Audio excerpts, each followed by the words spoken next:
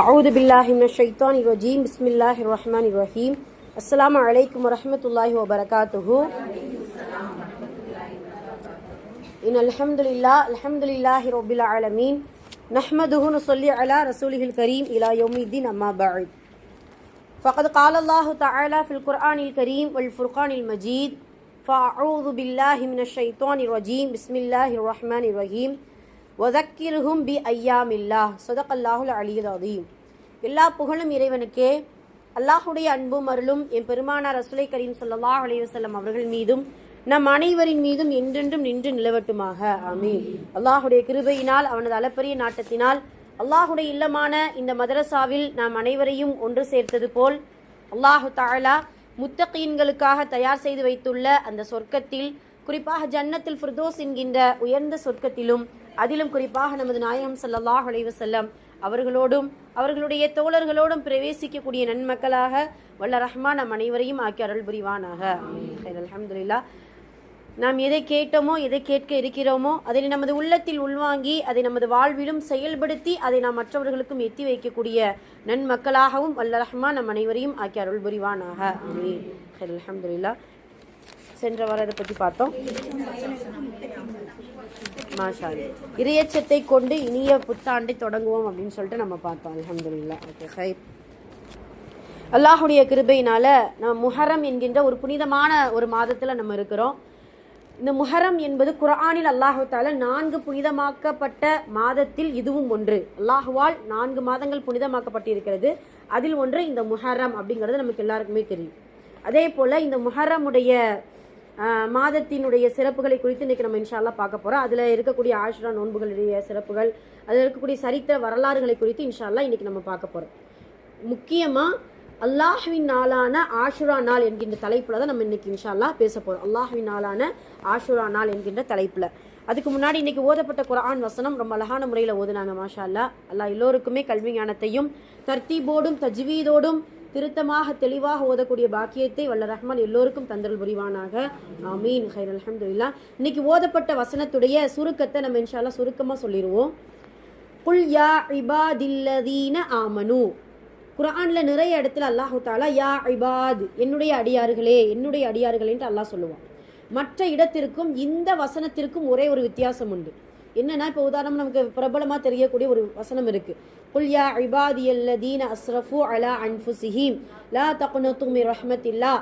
என்னுடைய வரம்பு மீறி பாவம் செய்த என்னுடைய அடியார்களே, நீங்கள் என்ன செய்யுங்க, அல்லாஹுடைய ரஹ்மத்தில் நம்பிக்கை இழந்து விடாதீர்கள் அப்படின்ட்டு அல்லாஹு தஆலா ஒரு வசனத்தில் சொல்லுவான். இந்த இடத்துல யா இபாதின்ட்டு அந்த வசனம் பொதுவாக எல்லா அடியார்களையும், குல் யா இபாதியல்லதீன அஸ்ரஃபுன்னு சொன்னால் வரம்பு மீறி பாவம் செய்த காஃபிரான அடியார்களே, முஷ்ரிக்கான அடியார்களே, முக்மினான அடியார்களே, முஸ்லிமான அடியார்களே என்று சொல்லி எல்லா அடியார்களையும் அல்லாஹ் சொல்லக்கூடிய வார்த்தை தான் யா இபாதியல்லதீன அஸ்ரஃபு. ஆனால் இந்த இடத்துல குல் யா இபாதில்லதீன ஆமனு, என்ன அர்த்தம்? ஈமான் கொண்ட என் அடியார்களே. சுப்ஹானல்லாஹ். அழகான வார்த்தை. ஏன்னா அடியார்கள்ல இப்போ நம்ம அதாவது பிள்ளைங்கள்ட்ட பாரபட்சம் பார்க்கக்கூடாதுன்னு சொல்லுவாங்க. இஸ்லாம் மார்க்கத்துலேயும் சரி, எல்லா பெற்றோர்கள் அதாவது எனக்கு பொம்பளை பிள்ளை தான் ரொம்ப பிடிக்கும், ஆம்பளை பிள்ளை தான் ரொம்ப பிடிக்கும் அப்படின்னு பாரபட்சமே செய்யக்கூடாது. இருந்தாலும் ஒரு ஒரு ஒரு ஒரு சதவீதம் என்ன செய்யும், ஒரு பிள்ளை மேலே பாசம் அதிகமாக இருக்கும், மூத்த பிள்ளை மேலே இருக்கும், இளைய பிள்ளை மேலே இருக்கும், அப்படி இருக்கும் இல்லையா? ஏன் அப்படின்னா அதனுடைய சில குறும்புத்தனங்கள், சில நல்ல பழக்கங்கள் நமக்கு பிடிச்சிரும். அதனால என்ன செய்யும், அது பாசம் அதிகரிக்கும். அதே போலத்தான் அல்லாஹு தஆலா இபாத் என்று சொல்லக்கூடிய அடியார்கள் எல்லாரும் இந்த உலகத்தில் இருக்கிறாங்க. இந்த உலகத்தில் இருக்கக்கூடிய எல்லா அடியார்களும் அல்லாஹுடைய அடியார்கள் தான். ஆனால் முக்மீன் என்று சொல்லக்கூடிய ஈமான் கொண்ட நல்லடியார்கள் மீது அல்லாஹ்விடத்தில் ஒரு அதிகமான பாசம், ஒரு அதிகமான கவனம் முக்மீனான அடியார்கள் மீது உண்டு. இதை சொல்லிட்டு அல்லாஹு தஆலா இந்த வசனத்தில் அல்லாஹுடைய தூதரை ஒரு 4 விஷயத்த சொல்றான் மக்களுக்கு. குல், நபியே நீங்க சொல்லுங்க, நபியே நீங்க சொல்லுங்க அப்படின்னு சொல்லிட்டு 4 விஷயம். என்னன்னா, என் அடியார்கள் இப்படிதான் இருக்கணும், நீங்க தன்மைகளை சொல்றான். என் அடியார்கள் நீங்க என்ன செய்யணும், இப்படித்தான் இருக்கணும்னு சொல்லிட்டு, இப்போ நம்ம குழந்தைகள்கிட்ட எனக்கு பிடிச்ச மாதிரி நீ நடந்துக்கிட்டேன்னா எனக்கு என்ன செய்ய, எனக்கு ரொம்ப பிடிக்கும். எனக்கு பிடிச்ச விஷயம் என்ன, நீ நல்லா தொழுகணும், நல்லா ஓதணும், நல்லா படிக்கணும், ஒழுக்கமுள்ள பிள்ளையாவளம், இப்படி நமக்கு நம்மளுடைய விருப்பத்தை சொல்லுவோம் இல்லையா? அதே போல அல்லாஹ் முக்மீனான அடியார்களா நீங்க இருக்கீங்களா, என்னுடைய விருப்பத்தை கொஞ்சம் கேளுங்க அப்படின்னு சொல்லிட்டு அல்லாஹ் சொல்றான். முதல்ல என்ன, நீங்க ஈமான் கொள்ளுங்க. அல்ஹம்துலில்லாஹ். நம்ம முதல்ல என்ன செய்யறோம், அல்லாஹ்வை ஈமான் கொண்டிருக்கிறோம். நம்பி இருக்கிறோம். ஆனால் சில நேரம் அந்த ஈமான் என்ன செஞ்சிருது, கொஞ்சம் வழி தவற மாதிரியான சில சூழ்நிலைகளுக்கு நம்ம என்ன செஞ்சிடறோம், சில செயல்கள் செஞ்சிடறோம். அதெல்லாம் என்னது, எல்லாமே அல்லாஹ்வைத்தான் முழுமையாக சார்ந்திருக்கணும். எல்லா காரியமும் அல்லாஹ்வை கொண்டு தான் நம்ம என்ன செய்யணும், இன்ஷா அல்லாஹ் ஆரம்பிக்கணுங்கிற அந்த விஷயம் ஈமான் என்பதை நமக்கு உணர்த்துது. ஆனால் சில நேரம் என்ன செஞ்சிருது, மனிதர்களை நம்புற மாதிரி ஆயிடுது, மற்றவர்கள் மீது நம்பிக்கை வைக்கிற மாதிரி ஆயிடுது. ஏன் நமக்கு மேலே நாமளே நம்ம என்ன செஞ்சோம், சில நேரம் நம்பிக்கை வைப்பது போல ஆயிடுது. ஆனால் அல்லாஹ் தஆலா சொல்றான், முதல்ல என்ன நீங்க நம்புங்க, என்ன நீங்க ஈமான் கொள்ளுங்க. அப்ப என்னுடைய அடியார்களுடைய முதல் தன்மை, என்னை நீங்கள் முழுமையாக ஈமான் கொள்ளுங்கள் சொல்லிட்டு எனக்கு நீங்க கட்டுப்படுங்களேன். என்னுடைய முக்மினான அடியார்களே, எனக்கு முழுமையாக நீங்க கட்டுப்படுங்க. என்னென்ன நான் இந்த துன்யாவில் எதெல்லாம் உங்களுக்கு ஹலாலாக்கி கொடுத்துருக்கேன், ஹராமாக்கி கொடுத்துருக்கேன், எதெல்லாம் உனக்கு நேரிய வழியாக நேர் வழியாக நான் உனக்கு தேர்ந்தெடுத்து கொடுத்தேனோ அந்த வழியில் நல்ல முறையில் நடந்துக்கும். அல்லாஹ் சொல்லக்கூடிய அட்வைஸ், சுப்ஹானல்லாஹ், நல்ல முறையில் நடந்துக்கும். அதே போல் என்னுடைய அடியார்கள் எப்படி இருக்கணும் தெரியுமா, என்னை மட்டுமே வழிபடணும். என்னை மட்டுமே நீ என்ன செய்யணும், வழிபடணும். எனக்கு இபாதத் செய்யறது, எனக்கு வணக்கம் செய்யும் பொழுதும் ருக்கு சுஜூது என்னிடத்துல எல்லா உன்னுடைய எல்லா இபாதத்தும் என்னிடத்துல மட்டும்தான் இருக்கணும். எனக்காக மட்டும்தான் என்ன செய்யணும், முஹ்லிசீன் என்கின்ற வார்த்தை அந்த வசனத்துல வரும். ஏன்னா கலப்படமற்ற ஒரு இபாதத்தாக, ஒரு வணக்க வழிபாடாக என்ன மட்டும் நீ வணங்கிக்கோ அப்படின்னு சொல்லிட்டு அடியார்களாகிய நீங்க அப்படி இருக்கணுங்கிறத அல்லாஹ் தஆலா நம்ம என்ன செய்யறான், நமக்கு உணர்த்துறா. 4வது விஷயம் சொல்றான், நீ என்ன உனக்கு தேவையா இருந்தாலும் என்கிட்ட ஃபர்ஸ்ட் கேளு. அல்லாஹ் சொல்லக்கூடிய வார்த்தை, என்கிட்ட நீ என்ன செய்ய, ஃபர்ஸ்ட் கேளு.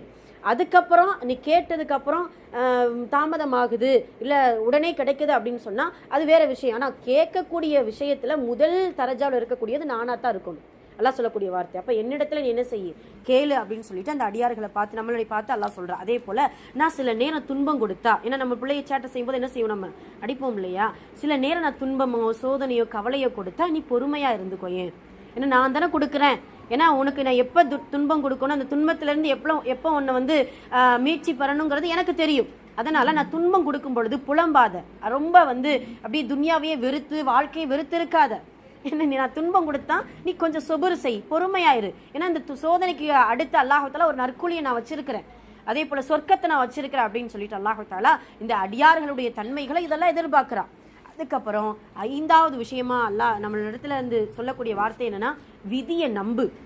உனக்கு என்ன எழுதியிருக்கேனோ அதுதான் உனக்கு நடக்கும்.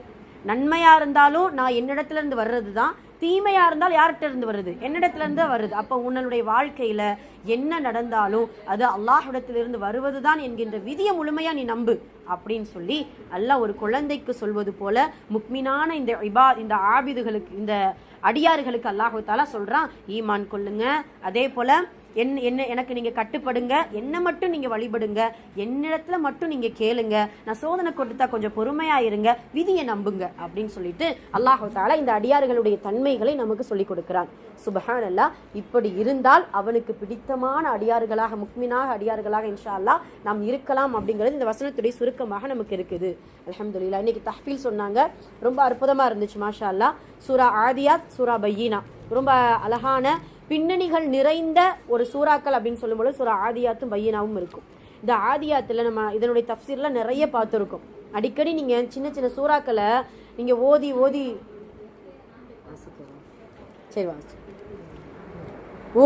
நம்ம தொழுதுட்டு இருக்கிறோம். நம்ம அடிக்கடி நம்ம இந்த சூறாக்கள் எல்லாம் ஓதிக்கிட்டே இருக்கிறோம். ஆனால் இதனுடைய பின்னணி என்ன அப்படிங்கிறத நம்ம அடிக்கடி நம்ம என்ன செய்யணும், இன்ஷா அல்லாஹ் சிந்திச்சு பார்க்கணும். இந்த ஆதியாத்தை பாருங்களேன், அல்லாஹ் ஒரு 5 சத்தியம் செஞ்சு இன்னல் இன்சான லி ரப்பிஹி லக்கனூதுன்னு சொல்லிட்டானே நம்மளை பார்த்து. என்ன, நிச்சயமாக இந்த மனிதர்கள் லக்கனூது நன்றி கெட்டவர்களாகத்தானே இருக்கிறாங்க அப்படின்ட்டு அல்லாஹ் நம்மளை சொல்லிட்டான். அது சில நேரம் என்ன ஆகுது, நம்ம அப்படி தானே இருக்கிறோம், நன்றி கெட்டவர்களாக. அல்லாஹ் எவ்வளோ நிஅமத்தை கொடுத்தாலும் நீ என்னதான் ஒரு சின்ன ஒரு சோதனையை கொடுத்தா, அல்லாஹ் எனக்கு ஏன் இப்படி சோதனையை கொடுத்த, நான் உனக்கு என்ன செஞ்சேன், நான் நல்லா தானே தொழுகிறேன் அப்படின்னு சொல்லிட்டு சில நேரம் நம்ம புலம்ப ஆரம்பிச்சிடறோம். சில நேரம் நன்றி கெட்ட தன்மையாக நம்ம என்ன செஞ்சுட்டு இருக்கோம், நடந்து கொண்டு இருக்கிறோம். அப்போ அல்லாஹ் தஆலா அதை தான் சொல்கிறான், இன்னல் இன்சான லி ரப்பிஹி லகனூத் வ இன்னஹு அலா தாலிக ஷஹீத். அப்படி நன்றி கெட்டவனாக இருக்கிறதுல அவனே சாட்சியாக இருக்கிறான்.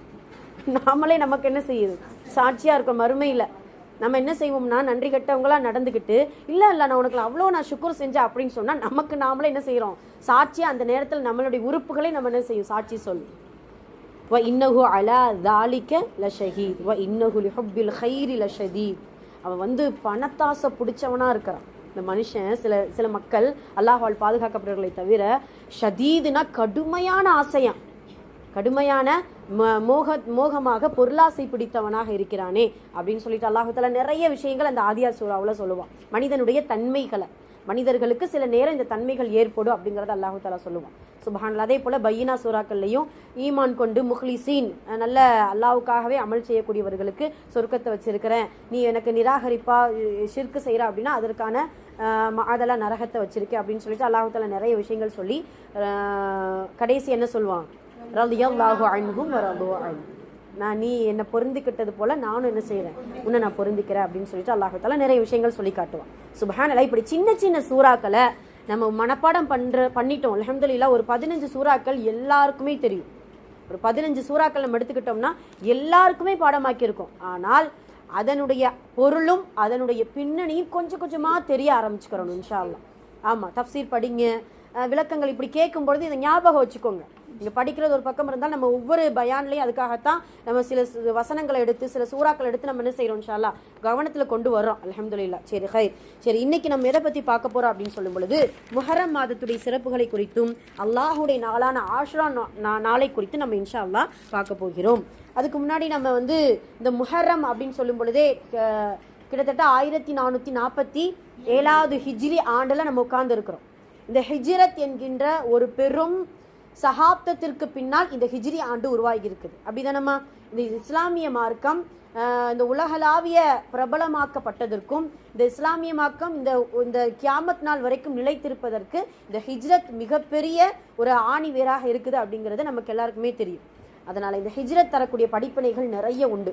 நம்ம அடிக்கடி ஒவ்வொரு வருடமும் ஹிஜ்ரத்துடைய வரலாறுகள் நம்ம கேட்டிருக்கிறோம். அதனால் இன்ஷால்லா இந்த வரலாறுகளுக்குள்ளே போகலை, அதில் என்னென்ன நம்ம படிப்பினைகள் பெற்றுக்கொள்ளலாம் அப்படிங்கிறத நம்ம இன்ஷால்லா ஒரு சுருக்கமாக பார்த்துட்டு இன்ஷால்லா முக்கியமான ஆஷுரா நோன்புகளை குறித்து நம்ம பார்க்க போகிறோம். அல்லாஹ் தஆலா அவனுக்கு 2 பாணி உண்டு. பாணினா அவனுடைய பழக்கம் என்ன உண்டுன்னா, ஒரு ஊருக்குள்ளே ரொம்ப அநியாயம் அட்டுழியம் செய்கிறாங்க அப்படின்னு சொன்னால் அந்த ஊருக்குள்ளே இருக்கக்கூடிய நல்லடியார்களை காப்பாற்றுறதுக்கு 2 விஷயத்தை செய்வான் அல்லாஹ். ஒன்று என்ன அப்படின்னா, மொத்தமாக வேதனையை கொடுத்துருவான் நல்லடியார் எல்லாத்துக்குமே. ஏன்? வறுமையில் அவங்க நியத்துக்கான அடிப்படையில் என்ன செஞ்சிருவான் அல்லாஹ் எழுப்பிடுவான். சில நேரம் நபிமார்கள் வாழ்ந்து கொண்டிருக்கக்கூடிய அந்த பூமியில் 2வது பாணி, அவனுடைய 2வது வேலை என்ன அப்படின்னு சொன்னால் ஹிஜ்ரத் செய்ய வைப்பான். நீ என்ன செய்யுங்க, இந்த பாவிகளை விட்டுட்டு அநியாயக்காரர்களை விட்டுட்டு நீங்கள் ஹிஜ்ரத் செய்யுங்க, நாடு துறந்து செல்லுங்க அப்படின்னு சொல்லிட்டு அல்லாஹ் தஆலா ஹிஜ்ரத் செய்ய வைப்பான். சுப்ஹானல்லாஹ். கிட்டத்தட்ட நபி ஸல்லல்லாஹு அலைஹி வஸல்லம் அவர்கள் மக்காவில் எத்தனை வருஷம் வாழ்ந்தாங்க? 13 வருஷ வாழ்க்கையில மக்காவுல அவ்வளவு சொல்லலா துன்பங்கள். ஆனா அல்லாஹ் எந்த அளவுக்கு அப்படின்னா, ரசூல்லாவே என்னன்னா சில சஹாபாக்கள் கேட்பாங்க, யா அல்லாஹுடைய தூதரை ரொம்ப துன்பம் தாங்க முடியல, வேதனை தாங்க முடியல, பேசாம ஊரை விட்டு போயிடுவோமா, எங்கேயாவது போயிடுவோமா அப்படின்னு சொல்ல ரசூல்லா சொல்லுவாங்க, அல்லாஹுடைய உத்தரவை தவிர உத்தரவு வந்தாதான் நம்ம என்ன செய்ய முடியும், இந்த காரியங்கள் செய்ய முடியும். அதனால அந்த அல்லாஹுடைய உத்தரவுக்காக நம்ம என்ன செய்வோம், காத்து கொண்டு இருப்போம் அப்படின்னு சொல்ல ஒரு நன்னாளாக அல்லாஹுடைய உத்தரவு வருது. ஹிஜ்ரத் பயணம் எல்லா சஹாபாக்களும் மேற்கொள்றாங்க. முதல் முறையாக ஹிஜ்ரத் செய்த முதல் சஹாபி யார் தெரியுமா? மதீனாவுக்கு முதல் முறையாக ஹிஜ்ரத் செய்த சஹாபி அபூ சலமா ரலியல்லாஹு அன்ஹு. ஞாபகம் வச்சுக்கோங்க, அபூ சலமா ரலியல்லாஹு அன்ஹு அவங்க தான் முதல் முறையாக மதீனாவுக்கு ஹிஜ்ரத் செஞ்சிருக்கிறாங்க. அதுலயே கடைசியாக ஹிஜ்ரத் செஞ்ச சஹாபி யார் தெரியுமா? அப்பாஸ் ரலியல்லாஹு அன்ஹு. கடைசியாக அபூ சலமாவிலிருந்து ஆரம்பித்த அந்த ஹிஜ்ரத்துடைய பயணம் பெரும் சஹாபாக்கள், அதுலேயும் குழந்தைகள், கர்ப்பிணி பெண்களிலிருந்து கண்ணு தெரியாத சஹாபாக்கள் வரைக்கும் அந்த ஹிஜ்ரத்துடைய பயணத்தில் என்ன செய்கிறாங்க, எல்லாரும் புறப்பட்டு போகிறாங்க. சுப்ஹானல்லாஹ். அப்பாஸ் ரலியல்லாஹு அவர்கள் முதற்கொண்டு இப்போ எல்லா சஹாபாக்களும் பொருளை இழந்து, குடும்பத்தார்களை இழந்து, பிறந்த ஊரை இழந்து, சொத்து சுகங்களை இழந்து அல்லாஹ்வுக்காக நாடு துறந்து செல்லக்கூடிய அந்த ஹிஜ்ரத்தினுடைய பின்னணியில தான் நம்ம ஹிஜ்ரியுடைய ஆண்டை நாம் என்ன செஞ்சுட்டு இருக்கிறோம், வரவேற்று கொண்டாடி கொண்டிருக்கிறோம். சுப்ஹானல்லாஹ். அப்போ இந்த சஹாப்தம், இந்த சரித்திரம் நமக்கு என்ன கற்றுத்தருகிறது என்று சொன்னால், அல்லாஹ்வுக்காக தியாகம் செய்யுங்க. அவன் என்ன கட்டளை இடுகிறானோ முதல்ல அதுக்கு கட்டுப்படுங்க. அதே போல இந்த இஸ்லாமிய மார்க்கத்தை பரப்புவதற்கு நம்மளால் உடலால், பொருளால், உள்ளத்தால், தஅவா பணியால் என்ன அமல்கள் செய்ய முடியுமோ, எந்த விஷயங்கள் மேற்கொள்ள முடியுமோ அதையெல்லாம் நீங்கள் கவனத்தில் எடுங்கள் அப்படின்னு சொல்லிட்டு இந்த ஹிஜ்ரத் பயணம் நமக்கு மிகப்பெரிய ஒரு படிப்பினையை கொடுக்குது. சுப்ஹானல்லாஹ். நம்ம ஹிஜ்ரத் செய்யக்கூடிய வாய்ப்புகள் கிடையாது இனிமே. அப்படி இருந்தால், ஹிஜ்ரத் செய்யக்கூடிய வாய்ப்புகள் இருந்தால் நம்ம என்ன செய்யணும், தாராளமாக போகத்தான் செய்யணும். அல்லாஹ் தஆலா இப்போ உதாரணமாக ஒரு கட்டளை இட்டுட்டான், ஒரு ஒரு ஒரு சூழ்நிலை வந்துடுச்சு. இப்படி பலஸ்தீன் மக்கள் என்ன செய்கிறாங்க, போக முடியாது, அவங்களால போக மாட்டாங்க. ஏன்னா ஈமானிய உறுதி அங்கே இருக்குது. அவங்களுடைய முழு முஹப்பத்தும் அந்த பலஸ்தீனுடைய மண்ணிலையும் அந்த பைத்துல் முகத்தஸ்லையும் தான் இருக்குது. சப்போஸ் ஒரு கால் முஸ்லீம்களை எல்லாம் நீங்கள் எல்லாரும் பலஸ்தீனுக்கு போங்க அப்படின்ட்டு இந்த நாடும் இந்த இந்த ஊரும் இந்த எல்லாம் சேர்ந்து விரட்டி விட்டாங்க அப்படின்னு நினச்சிக்கோங்களேன், என்ன செய்யணும்? ஹிஜ்ரத் தான் செய்யணும். எல்லாம் செய்ய மாட்டாங்க. அல்ஹம்துலில்லாஹ், அல்லாஹ் நமக்கு சுதந்திரமான ஒரு வாழ்க்கை நமக்கு கொடுத்துருக்கா. பாகிஸ்தானுக்கு போக சொல்லிடுவாங்களா? சரி, ரைட்டு, ஆமாம், பாகிஸ்தானுக்கு போங்க அப்படின்னு சொல்லிட்டாங்க அப்படின்னா போய்த்தான் ஆகணும்னு, அப்படி தானே? அல்லாவுக்காக நாடு திறந்து செல்வதில் எந்த ஒரு தவறும் இல்லை. ஏன்னா அப்படி ஒரு கால் நமக்கு ஒரு வழியை அல்லாஹ் காட்டுறா அப்படின்னா முழு பாவங்களும் மன்னிக்கப்பட்டு அன்று பிறந்த பாலகர் போல நம்ம ஆயிடுவோமா? சுபஹானல்லாஹ், எவ்வளோ பெரிய பாக்கியம். ஆனால் அதற்கான சூழ்நிலைகள் இப்போ இல்லை. அல்ஹம்துலில்லாஹ், சுதந்திரமாக வாழ்ந்து கொண்டு இருக்கிறோம். அல்லாஹ் தஆலா இந்த சுதந்திரத்தை நிரப்பமாக மகிழ்ச்சியாக இருக்கிறதுக்கு அல்லாஹ் அருள் புரியணும். அல்ஹம்துலில்லாஹ். அப்போ இப்படியான ஹிஜ்ரத்துடைய படிப்பினைகள் நிறைய உண்டு. அல்ஹம்துலில்லாஹ், இந்த ஹிஜ்ரத்தும் இந்த முஹர்ரமுடைய மாதத்துமான சில சம்பவங்கள் நம்ம இன்ஷா அல்லாஹ் பார்க்க போகிறோம். அதே போல் அல்லாஹுடைய நாளான ஆஷுரா நாள், இந்த நாளில் ஒரு 5 சிறப்புகளை, முக்கியமான பிரபலமான ஒரு சிறப்புகளை குறித்து நம்ம பார்க்க போகிறோம். ஒரு 5 சிறப்புகள், நிறைய சிறப்புகள் இருக்குது. இது வருடம் நம்ம சொல்லக்கூடிய விஷயங்கள் தான். இருந்தாலும் முக்மீன்களுக்கு உபதேசம் செய்வது பலனளிக்கும் என்கின்ற அடிப்படையில் நம்ம அடிக்கடி நம்ம இன்ஷா அல்லாஹ் சூழ்நிலைக்கு ஏற்ப இந்த விஷயங்களை நம்ம பேசித்தான் ஆக வேண்டும். அல்லாஹ் குர்ஆனில் சொல்கிறான், நம்ம பயானுடைய ஆரம்பத்தில் அந்த வசனத்தை தான் நம்ம வாசித்தோம். வதக்கிருஹும் பி ஐயாமில்லா, அல்லாஹ் சொல்லக்கூடிய வார்த்தை ஐயாமில்லா, அல்லாஹுடைய நாட்களை அவர்களுக்கு நினைவுபடுத்துங்கள். நபியே, அல்லாஹுடைய நாட்களை அவர்களுக்கு நினைவுபடுத்துங்கள். என்ன அல்லாஹுடைய நாட்கள்? அல்லாஹ் சில நாட்களுக்கு ரஹமத் செஞ்சுருக்கான், அவனுடைய பாதுகாப்பை கொடுத்துருக்கான், அவன் அபயம் ஏற்று கொண்டு இருக்கிறான். இப்படி நிறைய விஷயங்கள் அல்லாஹுடைய நாட்களாக இருக்குது. சில நாட்களை அல்லாஹு தஆலா வேதனைக்குள்ளாக்கப்பட்ட ஒரு நாட்களாக, சில நாட்களை சில பேருக்கு அந்த அநியாயக்காரர்களுக்கு தண்டனை கொடுக்கப்பட்ட நாட்களாக சில நாட்களை வச்சிருக்கான். ஆக மொத்தம் இது எல்லாமே அல்லாஹுடைய ஏற்பாடு. அப்போ பர்டிகுலராக ஒரு குறிப்பிட்ட சில நாட்களை அடிக்கடி நம்ம என்ன செய்யணும்? நினைவுபடுத்திக்கிட்டே இருக்கணும். அல்லாஹுடைய ரஹமத் செய்யப்பட்ட நாட்களையும் சரி, அவனால் தண்டனை கொடுக்கப்பட்ட நாட்களையும் இன்ஷா அல்லாஹ் நினைவுபடுத்தி கொண்டே இருக்க வேண்டும் அப்படிங்கிறத முதல்ல நம்ம புரிஞ்சுக்கிறோம். இதுக்கு ஒரு உதாரணம் சொல்லணும் அப்படின்னா, அடிக்கடி நம்ம ஃப்ளாஷ்பேக்காக சில விஷயங்களை நம்ம லைஃப்பில் கொண்டு வருவோம். ஒரு நாள் அப்படி நடந்துச்சு அப்படின்னு சொல்லிட்டு கொண்டு வருவோம் இல்லையா? அப்படி பார்த்தீங்கன்னா, ஆயிஷா அம்மாட்ட ஒரு பெண்மணி வேலை பார்த்துட்டு இருந்தாங்க. எல்லாருக்கும் இந்த சம்பவம் கேட்டிருப்பீங்க. ஒரு பெண்மணி என்ன செஞ்சுருக்காங்க, வேலை பார்த்துட்ருக்காங்க. அந்த அம்மா தினமும் ஒரு கவிதை பாடுமா.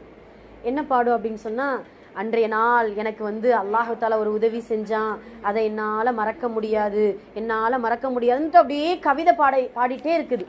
ஆயிஷா அம்மா கேட்டுட்டாங்க, என்ன இதையே சொல்லிட்டே இருக்கீங்களே, அன்றைய நாள் என்ன தான் நடந்துச்சு அப்படின்னு கேட்க, இதுக்கு முன்னாடி சொல்லியிருக்கேன்னு நினைக்கிறேன், நான் சொல்லிட்டேனா என்று கேட்க, அந்த அம்மா சொல்ல ஆரம்பிக்குதுன்னா, ஒரு எஜமான்ட்ட நான் என்ன செஞ்சேன், வேலை பண்ணிட்டு இருந்தேன். அந்த எஜமானிக்கு ஒரு மகள் இருந்தாங்க. அந்த மகள் ஒரு தோளிலாலான பெல்ட் போட்டிருந்தாங்க. அந்த காலத்தில் பெல்ட் ரொம்ப ஃபேமஸ். பணக்காரவங்களாம் என்ன செஞ்சுக்குருவாங்களாம், பெல்ட் போட்டுக்குருவாங்க. உயரமான கொண்டை என்ன செஞ்சுக்குருவாங்களாம்.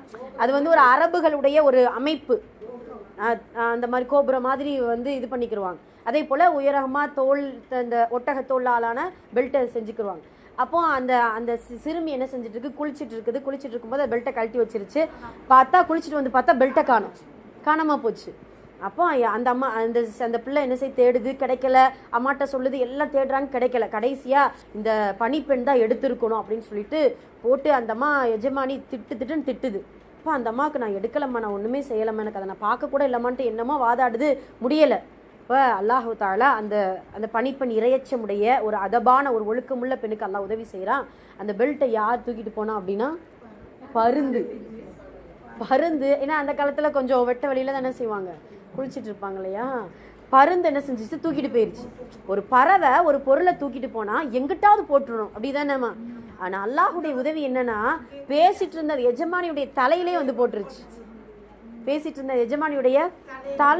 போட்டுருச்சு. திட்டுன்னு திட்டுன அந்த அம்மா அப்படியே அவங்களுக்கு என்ன செய்யனே தெரியல. ஐயோ, இந்த பெல்ட் அப்போ இந்த பறவை தான் எடுத்துகிட்டு போயிருக்கோ அப்படின்னு சொல்லிட்டு அந்த அம்மா, அந்த பணிப்பெண்ணுடைய பேர் உம்மு மெஹ்ஜன். என்ன பேர்? உம்மு மெஹ்ஜன். இந்த பெண் யாரு தெரியுதா? ரசூல்லா மஸ்ஜிது நபவியில் கருப்பினத்து பெண் கூட்டிட்டு பணிவேலை செய்வாங்க இல்லையா, அந்த உம்மு மெஹஜன் தான். ஒரு பெண் அல்லாஹுடைய தூதரிடத்துல வந்து எனக்கு காக்கா வலிப்பு நோய் இருக்கு அப்படின்னு அந்த பெண் தான் உம்மு மெஹஜன். சுபஹானல்லாஹ். ஆடை விலகுது எனக்காக துவா செய்யுங்கன்னு சொல்லுவாங்கல்ல, அந்த பெண் தான் உம்மு மெஹஜன். அப்போ சொல்லுவாங்க, அல்லாஹு தாலா எனக்கு அன்னைக்கு மட்டும் அந்த உதவி செய்யலைன்னா எனக்கு திருட்டு பட்டம் கட்டி எனக்கு வந்து ரொம்ப கேவலமாக ஆயிருந்திருக்கும் அப்படின்னு சொல்லிட்டு அன்றைய நாள் நடந்ததை இந்நாள் மறக்க முடியவில்லை அப்படின்னு சொல்லிட்டு ஆயிஷா அம்மா வீட்டில் உட்காந்து கவிதை பாடு. இப்போ எதுக்காக சொல்ல வந்து அப்படின்னா, சில நாட்களை அடிக்கடி நம்ம என்ன செய்யணும், ஞாபகப்படுத்தி கொண்டே இருக்க வேண்டும், நினைவு கூறிக்கொண்டே இருக்க வேண்டும். அந்த நினைவு கூறக்கூடிய ஒரு நாள் தான் ஆஷுரா நாள். சுப்ஹானல்லாஹ். நாளைக்கு தாசுஆ 9வது நாள், 10வது நாள் ஞாயிற்றுக்கிழமை 10வது நாள் ஆஷுரா அப்படின்ட்டு தாசுஆ ஆஷுரா என்கின்ற சுன்னத்தான ஒரு அற்புதமான நோன்பு நோக்கக்கூடிய வாக்கியத்தை வல்ல ரஹ்மான் எல்லோருக்கும் கொடுத்திருக்கிறான். இன்ஷா அல்லாஹ் அதை விட்டுறாம இன்ஷா அல்லாஹ் நல்ல முறையில் நோன்பு நோக்கக்கூடியவங்களா இருக்கணும். இதனுடைய சிறப்புகளை குறித்து இன்ஷா அல்லாஹ் நம்ம பார்ப்போம். முதல்ல ஆஷுரா நாளுடைய முதல் சிறப்பு என்ன அப்படின்னா, சரித்திர சம்பவங்கள் நிறைந்த ஒரு நாள் என்றால் ஆஷுரா நாள் தான். ஆஷுரானா நமக்கு தெரியும்ல, 10வது நாள். சும்மா ஆஷுரான் அப்படின்னு அரபு வேர்டுக்கு அஷர அப்படின்னு படிச்சிருக்கோமா, 10வது நாள் அப்படின்னு படிச்சிருக்கோம். இதுக்கு மார்க்க அறிஞர் புகாரி ரஹ்மத்துல்லாஹி அவர்கள் இதற்கு விளக்கம் எழுதுறாங்க. முக்கியமான சில 10 நபிமார்களுக்கு விமோச்சனம், அதாவது வெற்றிகள் கிடைத்த, சோதனைகளிலிருந்து மீட்சி கிடைத்த நாள் அப்படின்னு சொன்னதுனால இதுக்கு ஆஷுரான்ட்டு பேர் வந்தது அப்படிங்கிறத சொல்றாங்க. ஒரு 10 நபிமார்கள். இது வந்து சில மார்க்கறிஞர் லாயிஃப்னு சொல்கிறாங்க. அது எப்படியோ அல்ஹம்துலில்லாஹ், அல்லாஹு ஆலம். ஆனால் நமக்கு முக்கியமான நபிமார்கள் அப்படின்னு சொல்லும்போது ஆதம் அலைஹிஸ்ஸலாம், நூஹ் அலைஹிஸ்ஸலாம், அய்யூப் அலைஹிஸ்ஸலாம், யூனுஸ் அலைஹிஸ்ஸலாம், யூசுஃப் அலைஹிஸ்ஸலாம், அதே போல் மூசா அலைஹிஸ்ஸலாம், இப்ராஹிம் அலைஹிஸ்ஸலாம், ஈசா அலைஹிஸ்ஸலாம் இதில் வர மாட்டாங்க அப்படின்ட்டு இப்படி நிறைய முக்கியமான நபிமார்களுடைய அந்த சில முக்கிய சம்பவங்கள் எல்லாம் அய்யூப் அலைஹிஸ்ஸலாம், முஹம்மது நபி ஸல்லல்லாஹு அலைஹி வஸல்லம் அப்படின்னு சொல்லிட்டு முக்கியமான நபிமார்களின் சம்பவம் எல்லாம் ஆஷுரா நாளன்று நடந்தது அப்படின்னு சொல்லி சில குறிப்புகள், சில மார்க்க அறிஞர்கள் சொல்லக்கூடிய விஷயத்தை நம்ம பார்க்குறோம். அப்போ சரித்திர சம்பவங்கள் நிறைந்த ஒரு அற்புதமான நாளில் நமக்கு அல்லாஹ் தஆலா நோன்பு நோக்கக்கூடிய பாக்கியம் கொடுத்திருக்கிறான் என்றால் அந்த சரித்திர சம்பவங்கள் தான் என்ன, அதில் நம்ம என்னென்ன படிப்பினைகள் பெற போகிறோம் அப்படிங்கிறத இன்ஷா அல்லாஹ் பின்னாடி பார்ப்போம். அப்போ முதல் சிறப்பு அதுதான், சரித்திர சம்பவங்கள் நிறைந்த ஒரு நாள் என்றால் ஆஷுரா நாள் தான். 2வது சிறப்பு என்ன அப்படின்னு சொன்னால், ரமலான் மாதம், ரமலானுடைய மாதத்திற்கு பின்னாலோ அல்லது ரமலானுடைய நோன்பிற்கு பின்னால் சிறந்த ஒரு நோன்பு என்றால் ஆஷுரா நோன்பு தான். சுபஹானல்லாஹ். ரமலான் நோன்புடைய பாக்கியம் நமக்கு எல்லாம் தெரியும். அல்ஹம்துலில்லாஹ், அல்லாஹு தஆலா அந்த ரமலானுடைய கடந்து சென்ற ரமலானுடைய முழு பாக்கியத்தையும், நோன்பு நோற்ற பாக்கியத்தையும் அல்லாஹ் கொடுத்த ரப்புல் ஆலமீன் இன்ஷா அல்லாஹ் இதே போன்று நிறைய ரமலான்களையும் சந்திக்கக்கூடிய பாக்கியத்தையும், அதில் நோன்பு நோற்று அதில் அதிகமாக இபாதத் செய்து நானே கூலியாவேன் என்கின்ற அந்த தன்மையையும் அந்த நற்கூலியையும் ரய்யான் என்கின்ற சொர்க்கத்தை இன்ஷா அல்லாஹ் எல்லாருக்கும் கொடுக்கணும். ஏன்னா சஹாபாக்கள் சொல்லுவாங்க இல்லையா, 6 மாதம் ரமலானை நாங்கள் பிரிஞ்சதை நினச்சி நாங்கள் இது பண்ணுவோம், 6 மாதம் இன்னும் 6 மாதம் நமக்கு என்ன இல்லை, ஆகலை, முடியலை. ஸோ அந்த ரமலானுடைய பிரிவை நம்ம இன்ஷா அல்லாஹ் நம்ம என்ன செஞ்சுட்டு இப்போ நினைவுபடுத்திட்டு இருக்கிறோம். அல்ஹம்துலில்லாஹ். அப்போ அந்த ரமலானுக்கு பின்னால் சிறந்த ஒரு நாள் என்றால், சிறந்த ஒரு நோன்பு என்றால் ஆஷுரா நோன்பு தான். இது 2வது சிறப்பு. எதுக்காக சிறப்பு பெறுது அப்படிங்கிறத நம்ம அடுத்து பார்ப்போம் இன்ஷா அல்லாஹ். இது 2வது சிறப்பாக இருக்குது. 3வது சிறப்பு என்ன அப்படின்னு சொல்லும் பொழுது, ஆஷுரா நோன்பு நபி ஸல்லல்லாஹு அலைஹி வஸல்லம் அவர்கள் மக்காவிலிருந்தே, ஏன் ஆதம் அலைஹிஸ்ஸலாம் முதல் கொண்டு நம்ம இறுதி நபி முஹம்மது நபி ஸல்லல்லாஹு அலைஹி வஸல்லம் அவர்கள் வரைக்கும் நோற்ற ஒரே நோன்பு ஆஷுரா நோன்பு தான். ஆஷுரா நோன்பு தான். சுபஹானல்லாஹ். ஏன், எதனால அப்படின்னு சொன்னால், ஆதம் அலைஹிஸ்ஸலாம் அவர்கள்ட்ட இருந்தே அல்லாஹு தஆலா ஆஷுராவுடைய அந்த 10வது நாள், முஹர்ரமுடைய அந்த 10வது நாள் நோன்பு நோற்பதற்கு நமக்கு கட்டளை கொடுத்திருந்திருக்கான். அதே ரசூலுல்லாஹ் மக்காவில் கடைபிடிச்சிருக்காங்க. மதீனாவுக்கு வந்ததுக்கு அப்புறம் ரசூலுல்லாஹ் அந்த 10வது நாள் ஒரு நிகழ்வை பார்க்குறாங்க. எல்லாருக்குமே தெரியும் அந்த சம்பவம். யூதர்கள் அந்த முஹர்ரமுடைய 10வது நாளை செலிப்ரேட் பண்ணுறாங்க, திருவிழா போல கொண்டாடுறாங்க. இது என்னடா இது, நம்ம நோன்பு வைக்கிறோம், இவங்க இவ்வளோ திருவிழா போல கொண்டாடுறாங்களே, என்ன விஷயம் அப்படின்ட்டு கேட்டால் அந்த யூதர்கள் சொல்கிறாங்க, இன்றைய நாள் தான் மூசா நபி ஃபிரௌன் இடத்துலேருந்து காப்பாற்றப்பட்ட நாள், அதனால் நாங்கள் என்ன செய்கிறோம், இதை வந்து நாங்கள் திருவிழா போல் கொண்டாடுறோம் அப்படின்னு சொல்லும் பொழுது தான் ரசூல் ஸல்லல்லாஹு அலைஹி வஸல்லம் அவர்கள் அழகான வார்த்தை சொல்லுவாங்க, என்னுடைய சகோதரர் மூசா எங்களுக்கு தான் அதிகம் உரிமை உள்ளவர்கள், அதிகம் நாங்கள் என்ன செய்கிறோம் அவங்களை கொண்டாடுவதற்கு நாங்கள் தான் தகுதி பெற்றவர்கள் அப்படின்னு சொல்லிட்டு நபி ஸல்லல்லாஹு அலைஹி வஸல்லம் அவர்கள் சொல்லக்கூடியதை நம்ம பார்க்குறோம்.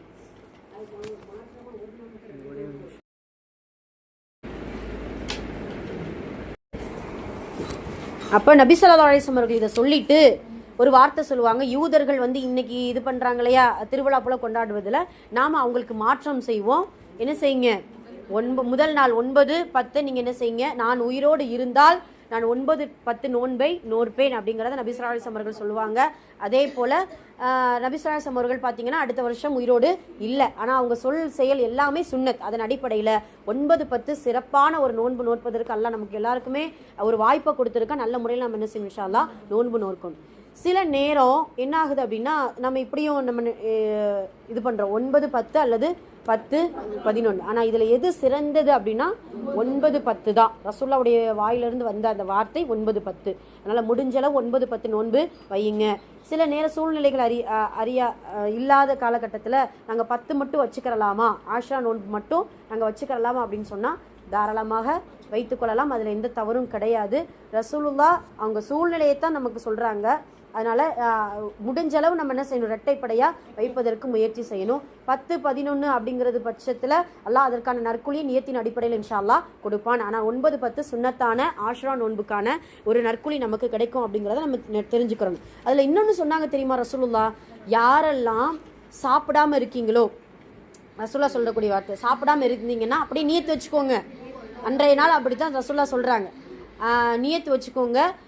நீங்கள் சாப்பிட்டுட்டீங்கனாலும் பரவாயில்ல, நீங்கள் என்ன செஞ்சுக்கோங்க, அப்படியே நியத்து வச்சுக்கோங்க அப்படின்னு சொல்லக்கூடிய அளவுக்கு ஆஷ்ரா நம்ம தயவு செஞ்சு விட்டுறாதீங்க அப்படிங்கிற பட்சத்தில் ரசூல் ஸல்லல்லாஹு அலைஹி வஸல்லம் அவர்கள் இந்த விஷயங்களை நமக்கு சொல்லிக் கொடுக்குறாங்க. அதனால் இன்ஷா அல்லாஹ் நம்ம விடமாட்டோம், அல்ஹம்துலில்லாஹ். அதனால் 9, 10 நல்ல முறையில் நோன்பு நிற்கக்கூடிய பாக்கியத்தை இன்ஷா அல்லாஹ் நம்ம பெற்றிருக்கிறோம். அதை நல்ல முறையில் கடைபிடிக்க வேண்டும். இது 3வது சிறப்பு. அப்போ நபி ஸல்லல்லாஹு அலைஹி வஸல்லம் அவர்கள் மக்காவிலும் மதினாவிலும் விடுபடாமல் ஆதம் அலைஹிஸ்ஸலாம் அவர்கள் முதல் கொண்டு எல்லா நபிமார்களும் நோற்ற ஒரே நோன்பு இந்த ஆஷுரா நோன்பு தான் அப்படிங்கிறத நம்ம தெரிஞ்சுக்கிட்டோம். 4வது சிறப்பு தான் மூசாவை காப்பாற்றிய நாள் இந்த ஆஷ்ராவுடைய நாள் தான். மூசா அலைஹிஸ்ஸலாம் மற்ற ஆதம் நபி வந்து பாவ மன்னிப்பு கொடுக்கப்பட்ட நாள், ஆதம் அலைஹிஸ்ஸலாம் அவர்கள் வந்து இந்த பூமிக்கு இறக்கப்பட்ட நாள், அய்யூப் அலைஹிஸ்ஸலாம் அவர்களுக்கு நோய் நிவாரணம் கிடைத்த நாள், இப்படின்னு நிறைய சொல்கிறாங்க.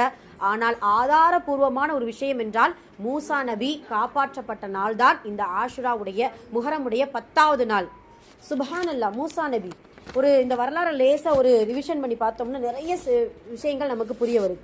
அதில் பார்த்தீங்கன்னா பனு இஸ்ராயில் என்கின்ற மூசா நபியுடைய கூட்டத்தாருடைய பெயர் பனு இஸ்ராயில். அல்லாஹுடைய தூதர் சொல்லுவாங்க, பனு இஸ்ராயிலும் என்னுடைய உம்மத்தும் இரட்டையர்கள் போல. ரசூலுல்லாஹ் சொல்லக்கூடிய வார்த்தை, ஒரு செருப்போடு நம்ம என்ன செய்ய முடியாது, போட முடியாது இல்லையா? அதனால இரட்டையர்கள் போல. என்னன்னா அவங்களுக்கும் இந்த அந்த பனு இஸ்ராயலுக்கும் இந்த உம்மத்துக்கு என்ன வித்தியாசம் அப்படின்னா, பனு இஸ்ராயலுக்கு அல்லாஹ் தஆலா நிறைய நிஅமத்துகளை கொடுத்தான். ஆனால் அவர்கள் எல்லாம் மறுத்து விட்டார்கள், நன்றி இல்லாதவர்களாக நடந்து கொண்டார்கள். ஆனால் இந்த உம்மத்தினர்களுக்கும் அல்லாஹ் நிஅமத்தை கொடுத்து கொண்டே இருக்கிறான்.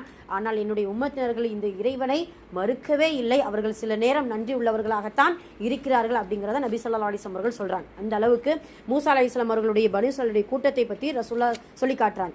அதே போல மார்க்கறிஞர்களிடத்துல இப்படி ஒரு விஷயம் இருக்கு, இப்லீஸ் மோசமானவனா ஃபிரௌன் மோசமானவனா அப்படின்னு சொல்லிட்டு நாம கேட்டா என்ன சொல்லலாம்? 2 பேருமே சலிப்பு இல்லாமல் 2 பேருமே மோசமானவன் தான். ஆனால் இந்த ஒரு விஷயம் சொன்னால், எப்பா இப்லீஸை விட ஃபிரௌன் தாண்டா ரொம்ப மோசமானவன் போல. ஏன்னா இப்லீஸ் கூட இறைவனை வணங்கத்தான் செய்யலை, நான் கடவுள்ன்ட்டு என்ன செய்யலை அந்த இப்லீஸ் சொல்லலை. ஆனால் ஃபிரௌன் என்ன சொன்னான்? அவன் சொல்லாத வார்த்தையா, அல்லாஹ் அக்பர். அவனுடைய பெரும் பாவங்கள்ல 4 பாவங்கள் நமக்கு அந்த வரலாறுல இருந்து கிடைக்கும். ஃபிரௌனை பற்றி கொஞ்சம் பேசுவோமே. ஃபிரௌனுடைய பெரும் பாவங்கள்ல 4 பாவம்.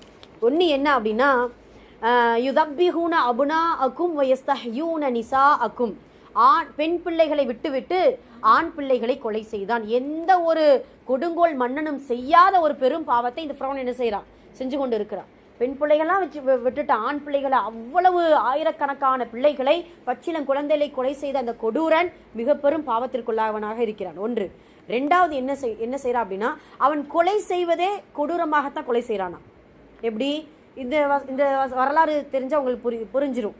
அதாவது அந்த மூசா அலைஹிஸ்ஸலாம் அவர்களும் இந்த சூனியக்காரர்களும் என்ன செய்யறாங்க, மாறி மாறி கயிறு போடுறாங்க. சூனியக்காரர்கள் கடைசி மூசா அலைஹிஸ்ஸலாம் அவர்களை ஈமான் கொள்றாங்க இல்லையா. ஈமான் கொண்ட உடனே ஃபிரௌன் என்ன செய்யறான், மாறுகால் மாறுகை. இதை யோசிச்சு பாருங்க. கை காலை வெட்டி கழுமரத்துல ஏத்தி என்ன செஞ்சுட்டான், தொங்க விட்டுட்டான். கொடூரமாக கொலை செய்யக்கூடிய ஒரு பெரும் கொடுங்கோல் மன்னன் என்றால் அந்த ஃபிரௌன் தான். இது இரண்டாவது பாவம், செய்யக்கூடிய பெரும் பாவத்துல இரண்டாவது பாவம். மூன்றாவது பாவம், அதாவது நான் என்னை மட்டும்தான் நீங்க வணங்கணும் அப்படின்னு சொல்லிட்டு இருந்தான் அந்த மக்கள்கிட்ட. அந்த கிபித்தி மக்கள்கிட்டையும் அந்த பனு இஸ்ராயேலுடைய மக்கள்கிட்ட என்ன செய்யறான், என்னை மட்டும்தான் நீங்க என்ன செய்யணும், வணங்க வேண்டும், நான் தான் இறைவன் அப்படின்னு சொல்லிட்டு இருந்தான். இதை கூட சகிச்சுக்கிறலாம். ஆனா இதைத்தான் இங்க நம்மளால சகிக்கவே முடியல. நாலாவது பாவம் இதுதான். ஆனா ரப்புக்கும் ஆளான்னு சொல்லிட்டான் பாத்தீங்களா.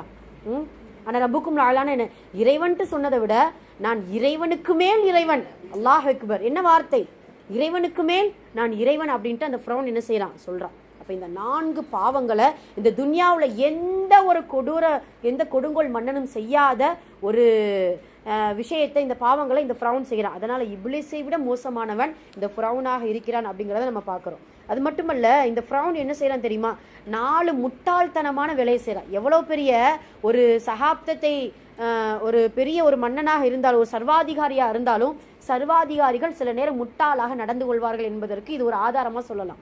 இந்த ஃபிரௌன் என்ன செஞ்சா தெரியுமா, ஃபர்ஸ்ட் முட்டாள்தனம் அவன் என்ன செஞ்சா தெரியுமா, கனவுக்கு போய் உயிர் கொடுத்தான். உங்களுக்கு புரியுதா? கனவுக்கு போய் என்ன செஞ்சான், உயிர் கொடுத்தான். கனவு கண்டு அதை விட்டணுமா இல்லையா? அந்த கனவை ஒருத்தன்ட்ட கேட்டு அந்த ஜோசியக்காரனை சொல்றதை நம்பி பெரும் பெரும் ஆம்பளை பிள்ளைகள் எல்லாம் கொலை செஞ்சு, அது எவ்வளவு பெரிய முட்டாள்தனம். ஒரு சர்வாதிகாரி செய்யக்கூடிய வேலையா இது? அவனுக்கு எவ்வளவு பெரிய பொறுப்பு இருக்கு, எவ்வளவு பெரிய அதிகாரத்துல உட்கார்ந்து இருக்கிறான். சாதாரணமாக இரவு நேரத்துல வரக்கூடிய கனவுக்கு உயிர் கொடுத்து இவ்வளவு பிள்ளைகளை என்ன செய்யறான், பலி கொடுக்கக்கூடியவனாக இருக்கிறான். இது முதல் முட்டாள்தனம். ரெண்டாவது அவன் என்ன முட்டாள்தனம் பண்ணான் தெரியுமா, மூசா நபி சொன்னாங்க, என்னுடைய இறைவன் வந்து வானம் பூமிக்கு மேல், பூமியும் வானத்துக்கு மேல என்னுடைய இறைவன் இருக்கிறான்னு சொன்ன உடனே அந்த முட்டாள் சர்வாதிகாரி இடத்துல இருக்க எல்லாமே முட்டா பையங்க தான். மந்திரி ஒருத்தன் பக்கத்துல இருந்தான், அவன் பேரு ஹாமான். அவன்கிட்ட போயிட்டு ஒரு ஏணியை செய், ஒரு சின்ன பிள்ளைத்தனம் என்ன செய்யறான், ஒரு ஏணியை செஞ்சு அது மேல ஏறி மூசாவுடைய இறைவன் இருக்கான்ட்டு நம்ம பார்த்துட்டு வந்துருவோமா அப்படின்னு சொல்லி இரண்டாவது முட்டாள்தனமான பேச்சு என்ன செய்யறான் அல்லாஹ் தஆலா. இந்த விஷயத்தெல்லாம் குர்ஆன்ல அல்லாஹ் தஆலா பதிவிறக்க செய்யறான். மூன்றாவது அவன் என்ன செஞ்சான் தெரியுமா, அல்லாஹ் அக்பர், அவன் மூசா நபி வந்து வாதிடுறாங்க. ஒரு அசா கைத்தடி வச்சிருக்காங்க இல்லையா, அந்த அசாவை கொண்டு நிறைய மூசா அலைஹிஸ்ஸலாம் அவர்கள் நிறைய முஅஜிஸா செய்வாங்க. அவன் என்ன செஞ்சிருக்கணும், மூசா நபி கைத்தறி கொண்டு வந்திருக்காங்களா, அதை இது பண்ணி வேற ஏதாவது ஒரு வேலை கூட செஞ்சிருக்கலாம்.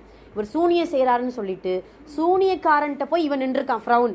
ஒரு கடவுள் போய் நிக்கலாமா, ஒரு சூரியக்காரன்ட்ட கடவுள்ட்டு நம்பி நான் கடவுள்ன்ட்டு நான் சொல்லி கொண்டு இருக்கவன் சாதாரண சூனியக்காரன்ட்ட போய் நிக்கலாமா? அந்த சூரியக்காரன் என்ன நினைச்சிட்டாங்க, என்னடா இவ்வளவு பெரிய கடவுள்னு சொல்லிட்டு இருக்கிறான், இவன் வந்து நம்மளை நம்பி வர்றாரு, வந்திருக்கானே அப்படின்னு சொல்லி அப்படித்தான் அந்த சூரியக்காரர்கள் என்ன செய்யறாங்க, ஃபிரௌனுக்கு எந்த ஒரு சக்தியும் இல்லை, அவன் வந்து ரொம்ப பலகீனமானவன் தான் போல. இப்போ மூசாவுக்கு தான் அல்லாஹ் தஆலா எல்லா முஅஜிஸாவையும் கொடுத்திருக்கா. அப்போ மூசாவோட இறைவன் தான் உண்மையான இறைவன் அப்படின்னு சொல்லிட்டு அந்த சூனியக்காரர்களை ஏற்பாடு செய்தது அவனுடைய 3வது முட்டாள்தனம் அப்படிங்கிறத நமக்கு அறிஞர்கள் பதிவிறக்கம் செய்யறாங்க.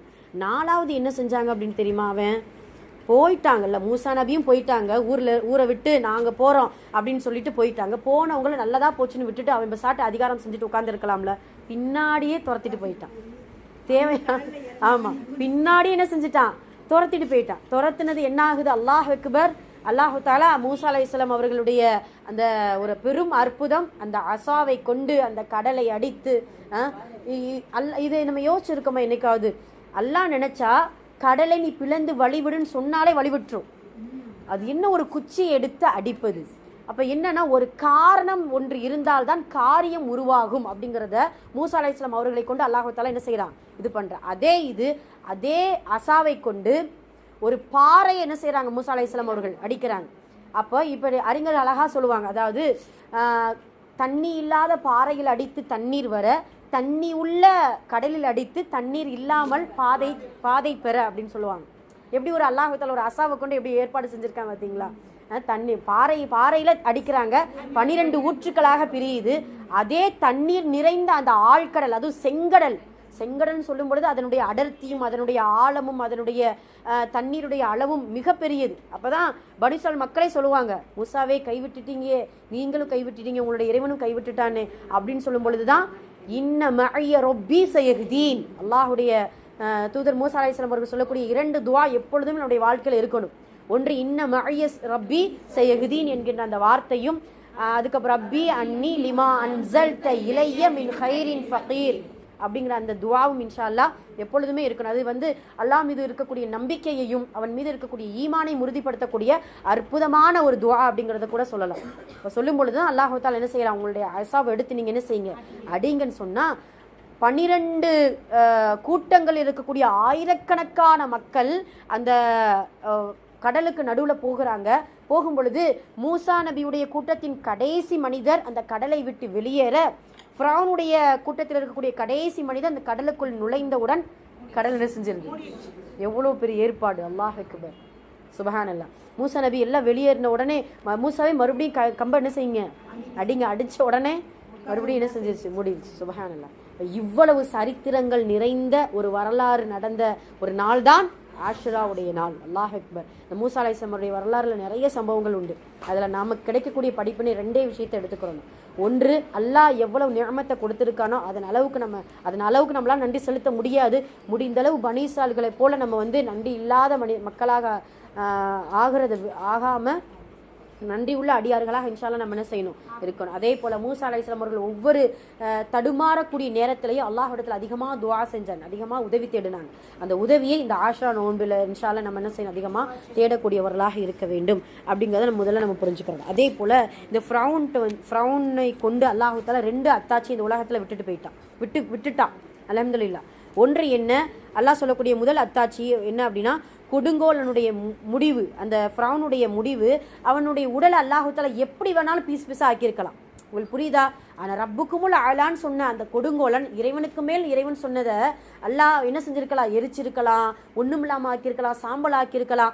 அந்த அடர்த்தியான அந்த கடலுக்குள் அந்த விழுந்த அந்த ஃபிரௌனுடைய உடலை கூட மீன்கள் சாப்பிட்டிருக்கலாம். ஆனால் கொடுங்கோலாக ஆட்சி புரிந்த எந்த அரசனுக்கும் இதுதான் முடிவு அப்படிங்கிறத கியாமத் நாள் வரைக்கும் உரைக்கக்கூடிய அந்த உபதேசமாக இருப்பதற்கு ஃபிரௌனுடைய உடலை இன்று வரைக்கும் என்ன செஞ்சிருக்கா, அல்லாஹ் பாதுகாத்து வச்சிருக்கா. இது முதல் விஷயம். 2வது, இந்த உலகத்துல அல்லாஹ்வை தவிர மனிதனையோ சிலைகளையோ கற்களையோ மரங்களையோ எதை நீங்கள் வணங்கினாலும் அவர்களுக்கு இந்த நிலைமைதான். இறைவன் எப்பொழுதும் நிலைத்திருப்பவன், எப்பொழுதும் உயிரோடு இருப்பவன். மனிதர்களும் மற்ற நீங்கள் வணங்கக்கூடிய எல்லாமே அழிந்து போகக்கூடியது தான். ஏன்னா ஃபிரௌன் என்ன செஞ்சாங்க, சில மக்கள் கடவுள்கிட்ட நினைச்சு வணங்கிட்டு இருந்தாங்களே, அந்த கடவுளுக்கு வந்த கெதி என்ன, இறப்பு, அவ்வளவுதான். ஆனால் கடவுள் இறைவன் என்பவன் ஒரு பொழுதும் மரணத்திற்கு அப்பாற்பட்டவன். சுப்ஹானல்லாஹ். அப்போ அல் ஹய்யூ வல் கய்யூம் என்கின்ற அந்த தன்மை கொண்ட ஒரே இறைவன் அல்லாஹ் தான் என்பதற்கு இந்த 2 அத்தாட்சிகளை இந்த ஃபிரௌனுடைய உடலிலிருந்து நாம் கிடைக்கக்கூடிய படிப்பினையாக நாம் எடுத்துக்கொள்ள வேண்டும் அப்படிங்கிறத நம்ம புரிஞ்சுக்கிறோம். ஆக இவ்வளவு பெரிய பிரம்மாண்டமான ஒரு நிகழ்வு நடந்தது இந்த ஆஷுராவுடைய நோன்பு தான். இது 4வது சிறப்பு. எத்தனாவது சிறப்பு?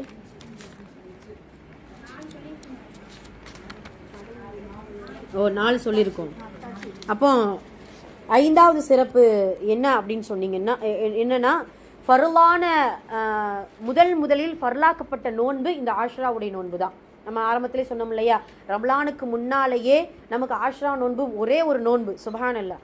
ஒரு நோன்பு ஃபர்லா இருந்தால் எப்படி இருந்திருக்கும், அது நல்லா இருந்திருக்காதுன்னு. அல்லாஹ் அக்பர். அப்போ அந்த ஆதம் அலைஹிஸ்ஸலாம் அவர்கள் முதல் கொண்டு ரசூல்லா வரைக்கும் மக்காவில் ரமலான் ஹிஜ்ரி 2 கடமையாகுது.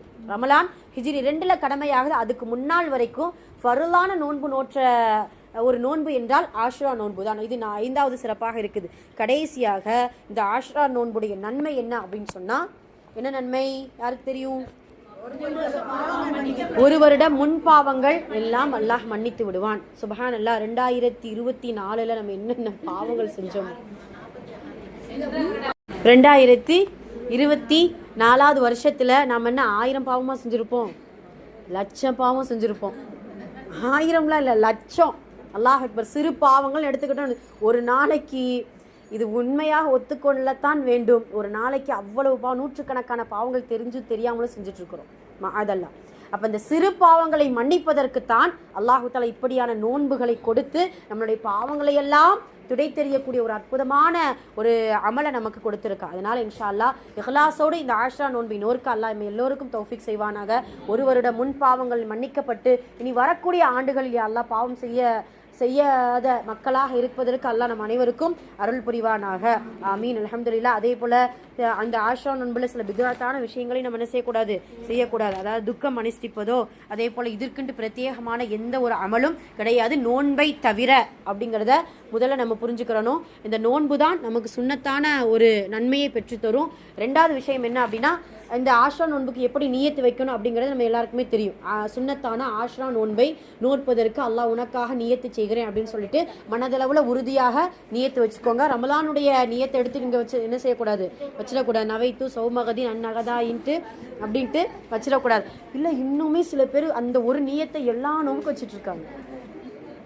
ஆமாம். அதனால இந்த நியத் நம்ம எப்பொழுதுமே எந்த மொழியில் நம்ம நியத்து வச்சாலும் அல்லாஹ் என்ன செஞ்சுக்கிடுவான், ஏற்றுக்கிடுவான். உள்ளத்தின் அளவில் உறுதியாக நியத்து வைங்க.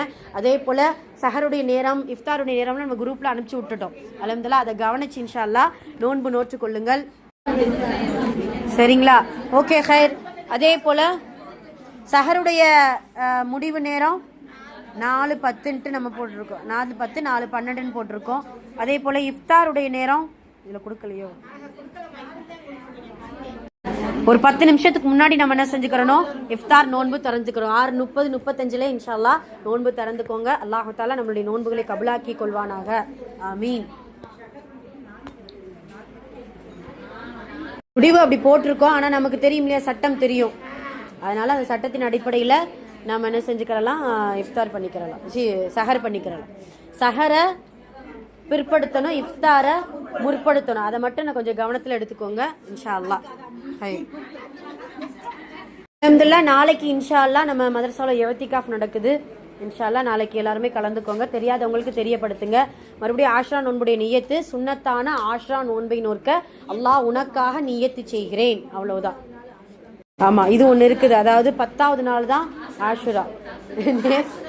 நாளைக்கு தாசுஆ, சுன்னத்தான தாசுஆ நோன்பை நோக்க நியத்து செய்கிறேன் அப்படின்னு சொல்லிட்டு இன்ஷா அல்லாஹ் வச்சுக்கோங்க. ஒன்றும் பிரச்சனை இல்லை. ஆஷ்ரா நோன்பு அப்படின்னு சொல்லும் பொழுது இது எல்லாமே சேர்ந்து வந்தது. ரசூல்லா 9-10 நம்ம சொல்லும் பொழுதே வந்துடும். இருந்தாலும் தாசுஆ அப்படின்னு சொல்லிட்டு இன்ஷா அல்லாஹ் நியத்து வைப்பது சிறந்தது. அதே போல ஞாயிற்றுக்கிழமை 10வது நாள் ஆஷ்ரா நோன்பு நோக்க நியத்து செய்கிறேன்ட்டு இன்ஷா அல்லாஹ் நியத்து வச்சுக்கோங்க.